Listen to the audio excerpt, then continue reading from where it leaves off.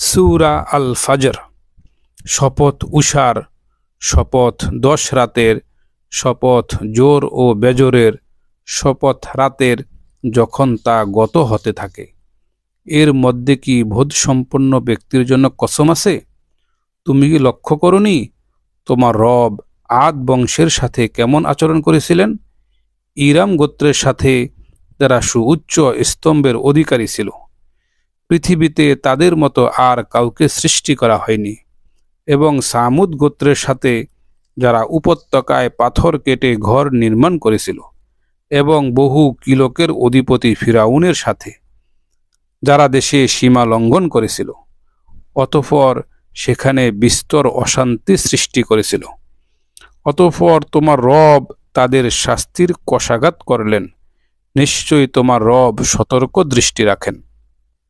মানুষ এমন যে, যখন তার রব তাকে পরীক্ষা করেন, অতঃপর তাকে সম্মান ও অনুগ্রহ দান করেন, তখন সে বলে, আমার রব আমাকে সম্মান দান করেছেন। এবং যখন তাকে পরীক্ষা করেন, অতঃপর রিজিক সংকুচিত করে দেন, তখন সে বলে, আমার রব আমাকে হেয় করেছেন।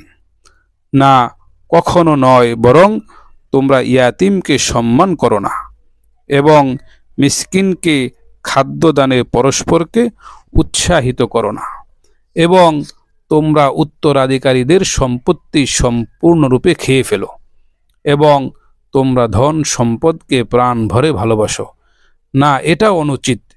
যখন পৃথিবী চূর্ণ বিচূর্ণ হবে এবং তোমার রব ও ফেরেশতাগণ সারিবদ্ধভাবে উপস্থিত হবেন, এবং সেদিন জাহান্নামকে নিয়ে আসা হবে, সেদিন মানুষ উপলব্ধি করবে, কিন্তু তার এই উপলব্ধি কি কাজে আসবে?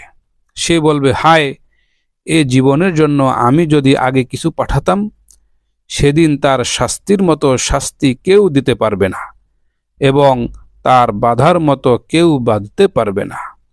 হে প্রশান্ত চিত্ত, তুমি তোমার রবের নিকট ফিরে যাও সন্তুষ্ট ও সন্তোষভাজন হয়ে।